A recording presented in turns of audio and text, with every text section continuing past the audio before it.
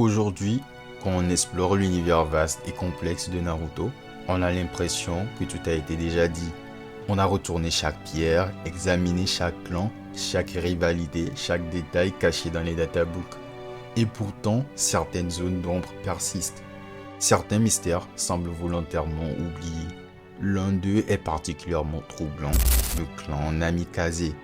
Vous connaissez tous Minato Namikaze, le Yondaime Hokage, père de Naruto. Un héros légendaire, respecté et adulé.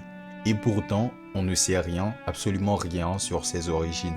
Pas de père, pas de mère, pas de famille, pas même un flashback sur sa jeunesse avant l'académie. Étrange, non? Mais ce vide n'est peut-être pas un oubli. Il cache peut-être une vérité dérangeante.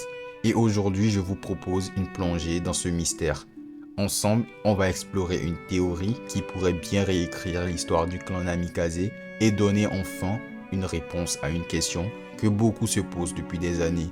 Pourquoi Naruto a-t-il grandi seul? Pourquoi aucun membre de la famille de Minato n'a jamais été mentionné ou venu à son secours? Installez-vous confortablement car ce que vous allez entendre pourrait bien changer votre regard sur tout l'univers de Naruto.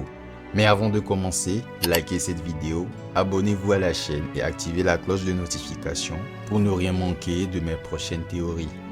Commençons par ce fait troublant. Après la mort de ses parents, Naruto n'a été recueilli par personne. Ni par Jiraiya son parent, ni par Tsunade la meilleure amie de ses parents, ni même par Kakashi, l'élève direct de Minato. Et surtout, aucun grand-parent, aucun oncle, aucun cousin n'est jamais mentionné. Du côté Uzumaki, cela s'explique. Leur clan a été détruit par les autres villages ninja, jaloux de leur longévité et de leur maîtrise des scellements. Lors de l'arrivée de Kushina à Konoha, elle était l'une des dernières représentantes de son clan. Mais du côté Namikaze, rien. Le vide. Minato est présenté comme un génie, un héros, mais pas un membre d'un clan. Contrairement aux Uchiha, au Hyuga, au Aburame ou au Nara, il n'existe aucune trace officielle d'un clan Namikaze dans les registres de Konoha. Et pourtant Minato est clairement né et élevé dans ce village. Il intègre l'académie dès l'âge de 6 ans. Il devient Jonin puis Hokage à une vitesse fulgurante. Il est considéré comme l'un des plus puissants ninjas de l'histoire. Comment un enfant peut-il arriver à ce niveau sans l'appui d'un clan ou d'une lignée prestigieuse? À moins qu'il vienne d'ailleurs. Et si Minato était un réfugié? Souvenez-vous de l'histoire de Kushina. Elle aussi, enfant, a été envoyée à Konoha depuis Uzushio pour des raisons politiques et stratégiques. Et si Minato avait connu le même sort? La piste que je vous propose aujourd'hui, c'est celle de Tani no Kuni, le pays des vallées. Un petit pays oublié coincé entre le pays du feu et celui du vent. Et surtout, un pays qui abritait autrefois Tani no Gakure, le village caché des vallées. Ce village a été détruit mystérieusement il y a une trentaine d'années, juste après un traité de paix signé avec Konoha. 2 semaines après ce traité, le village est anéanti par un autre village rival, Kagero. Et devinez quoi, c'est précisément à cette époque que Minato, âgé de 6 ans, entre à l'académie ninja de Konoha. Une coïncidence ou une opération de sauvetage diplomatique secrète? Dans Naruto, les noms ne sont jamais choisis au hasard. Uzumaki signifie tourbillon. Uchiha est un jeu de mots sur l'éventail qui attise les flammes. Namikaze se décompose en Nami qui signifie vague et Kaze qui signifie vent. Un nom qui évoque un élément libre, fuyant, incontrôlable. Mais ce qui est encore plus troublant, c'est le prénom Minato qui signifie port. Un port, un refuge au bord de l'eau.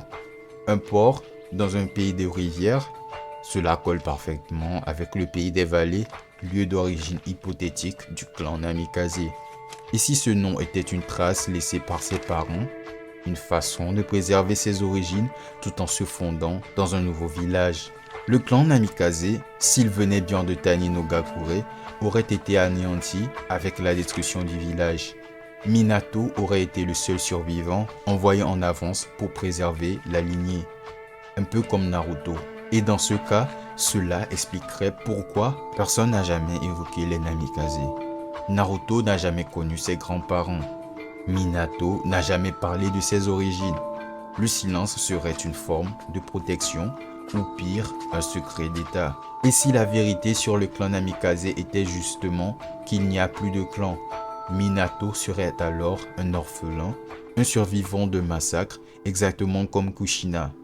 Deux âmes seules qui ont su transformer leur douleur en force et qui ont transmis à Naruto bien plus qu'un simple héritage génétique, une volonté de faire, une capacité à briller même dans la solitude. Alors, que pensez-vous de cette théorie? Avez-vous déjà envisagé cette possibilité? Partagez vos idées dans les commentaires et si cette vidéo vous a plu, n'hésitez pas à la liker, à vous abonner et à activer la cloche pour me soutenir. Sur ce, je vous dis à la prochaine. Peace.